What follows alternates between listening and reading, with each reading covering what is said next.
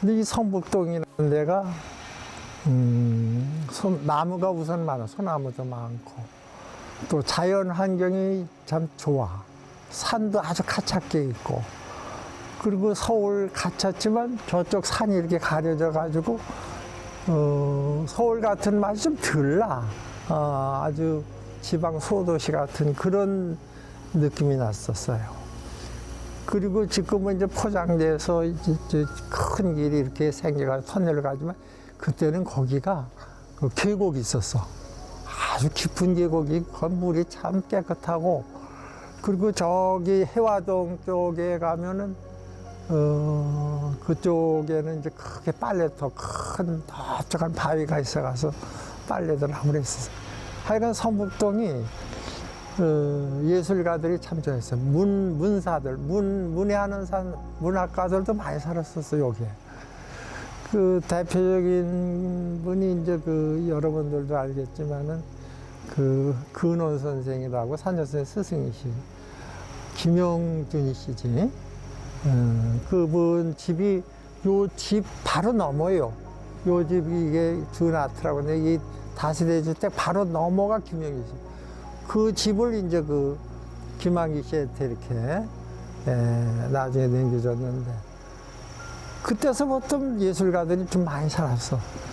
내 집이라고 정착한 데가 바로 성북동이었어. 개울물이 흐르는데 그 가장자리에 드문드문 집들이 있고 그랬어.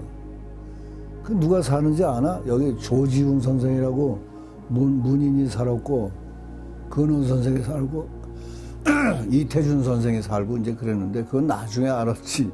그래서 산여선생님은 이제 집을 구해다가 여기 터가, 거기 조천에 산여선생 그걸 여러 채 사가지고 이렇게 해가지고 지금 산여선생 집이 이렇게 생겼었죠. 그리고 친구들은 이제 그 다음에 이제 노석이라고 있어요. 신영상 씨, 서울대학교 교수하신 분인데, 그분이 이사 오고, 남계 이화대학 학장도 그랬죠. 이기선 씨가 지금 정보성 씨 그 빵집 있죠. 그게 그 남계 선생님 댁 있었다. 그리고 그 다음에 산정 선생님. 또 친구 증탁영네 집은 여기 골목, 우리 집에서 골목에서 가지요. 거기. 그래서 살고 있는데, 하루는 선생님이 전화가 왔어요. 성북동에 집이 하나 났다고. 성북동에 이사를 자네도 모여야 되겠네. 그래가지고. 그 전에 우리 집이 왔었어, 옛날에. 나는 강북구에 사서. 그때 이제 이 돌들을 엄청 이제 큰 마당에 이사 가면 이제 이렇게 배치하려고 사놓은 게 이렇게 싸놓은 게 있었다고.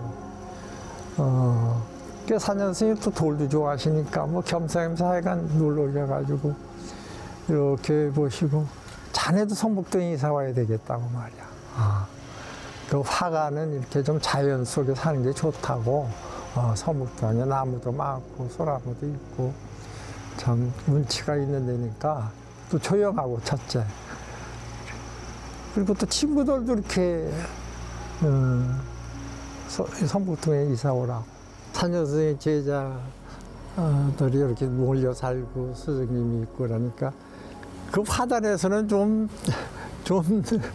그걸 뭐라 그래, 부럽기도 하고 삶도 낫겠죠. 그래서 뭐 성북 사단이라고도 뭐 얘기도 하고 뭐 그랬어요.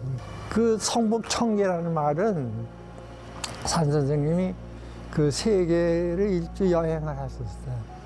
그 굴 앞에서, 그래도 이 성북동 친구 중에 제일 나이가 많이 먹은 사람이 신영상 씨거든. 신영상 씨한테 엽서를 보냈어. 근데 거기에 이제 뭐 신영상 씨가 안부 그런 거 지금 내용이 있게, 거기에 이제 우리를 묻는 게, 성북 청계들은 잘 있나? 그 청계라는 게 맑게 조금 돌았다고 그러나, 심취한 사람, 미쳤다고 그러나, 뭐 하여간 심취한 사람이, 괴짜가 괴상하고 뭐 그런 거지. 그래서 성북 청계라는 말이 그래서 나와서, 그 우표에 이제 우리 안부 시영상 씨 말고 여기 성북동 친구 안부를 물을 때 성북 청계도도 잘 있나? 왜 그 청계소리를 우리 들을 만하면 그때는 이렇게 돌 같은 거에 이렇게 심취들 해가지고 돌이 있다면 좋은 돌이 있다면 뭐 먼 길도 뭐 가서 감상하고 그리고 형편이 되면 이제 이렇게 참 하나둘씩 모았는데 그때는 그 돌값이 비싸지는 않았어요. 묵림회라는 모임에 자주 만나게 되고 새로운 미술 운동을 시작하게 된 거예요. 그러니까 중국의 양주 팔개 모양 같이 의좋게 살자, 그렇게 슬로건을 내세우고 그런 거예요. 그래서 세월이 지나니까 다 자기 길을 걷게 되고 그렇게 된 거죠. 근데 뭐니 해도 산전성이 가장 돋보이는 업적은 묵림회라고 묵의 숲이지. 그러니까 묵이라는 건 하나의 이제 화가를 상징하는 거고 화가들의 모임을 얘기하는 건데 그 묵림회를 이제 창립하셔가지고 동기들, 후배들, 또 우리가 제자들 해가지고 아주 참 활동을 많이들 했어요. 그때는 다 작품을 새로운 어떤 신선하고 그런 걸 이제 추구했었죠. 근데 그 묵림회가 쭉 그렇게 지속되다가 그것이 해체되가 이제 한국회가라는 것이 이제 생긴 것. 결국은 그 묵림의 연속이라도 봐도 과언이 아니에요. 왜냐하면 다 산전스의 뜻을 따른 제자들이 또 창립해서 만든 거니까. 그리고 한국화가 지금까지 그게 지속되고 있어요. 제가 1958년도에 서울대학교 미술대학 입학할 적에 저는 처음 산정 선생님을 뵌 일이 있었습니다. 산정 선생님께서는 그 당시에 아마 연세가 아마 한 30세쯤 될 그런 청년 작가이셨는데 1학년 때 우리 공통 과목으로 수묵화를 우리가 지도받게 되어 있는데 그 당시에 산정 선생님께서 저희들에게 소위 말하자면 수묵화의 기초를 저희들에게 지도하신 바가 있습니다. 그때 인상은 굉장히 예리하시고 그리고 그때 뭐 60년 전 얘기입니다만은 그 당시에도 항상 앞서가는 한국화의 기수로서의 역할을 충분히 하실 그 당시였기 때문에 저희들이 많은 것을 배웠다고 생각이 됩니다. 우리나라의 1960, 70년대는 굉장히 중요한 시기입니다. 왜냐하면은 우리가 6.25 전쟁이 끝나고 한국의 현대미술이 아주 나름대로 다양하게 발전할 수 있는 그러한 모세 기간이었습니다. 그 당시에도 우리 산정 선생님은 이제 대학의 후학을 지도하는 그런 위치에서 한국화라고 하는 그런 전통도 중요하지만 현대 미술에 대한 폭넓은 안목과 표현 능력을 아마 후배 제자들한테 많이 영향을 주신 그런 대표적인 작가가 아니었는가 이렇게 저는 기억을 합니다. 선생님이 추상화는 1960년대서부터 아마 그린 걸로 내가 기억이 되는데 그때 벌써 이제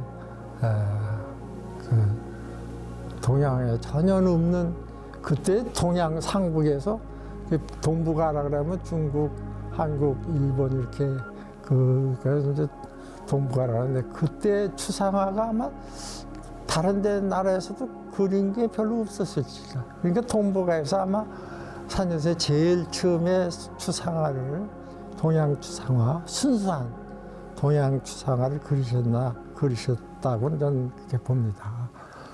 제가 운이 좋았던 것은 그동안에 산정 선생님이 개인적으로 상당히 아껴주는 후배 제자였기 때문에 1년에 명절 때는 꼭 제가 찾아가 뵙고 덕담을 많이 저한테 전해주신 분입니다.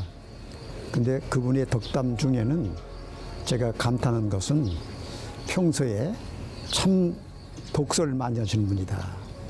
그리고 다양한 학문과 분야를 굉장히 나름대로 깊은 관심과 지식을 갖고 계신 분이구나.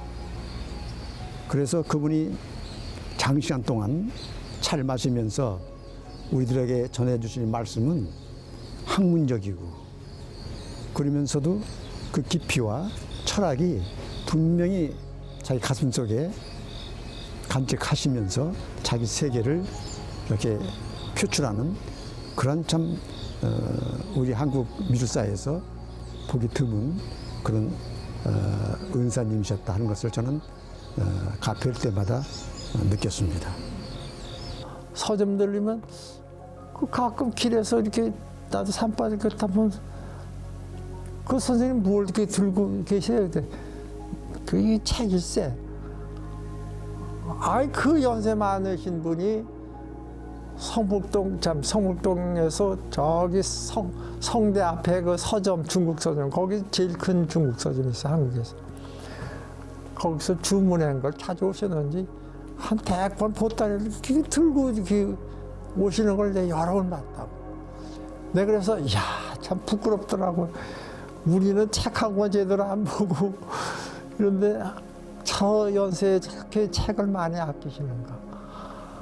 그렇게 하고 한 번은 그 선생님 그 서실, 화실을 잘 공개를 안 한다고. 근데 한 번 자네 일로 들어와 보게 해가지고 서실 한번 구경했어. 아우 너무 놀랬다고. 책에 산더미 같이 많아. 도서관에도 그렇게 책 많을 게 몇만 거냐. 내 생전에 그렇게 책이 있는 집은 처음 봤어. 그만큼 독서를 엄청 하신 분이야. 그러니까 지식이 풍부하니까 막힘이 없어 말씀하실 때는. 그 우리 가르칠 때도 말이요. 얼마나 말씀을 잘하시고 유익한 얘기를 많이 들려주면 선생님 수업 시간을 기다릴 정도라고.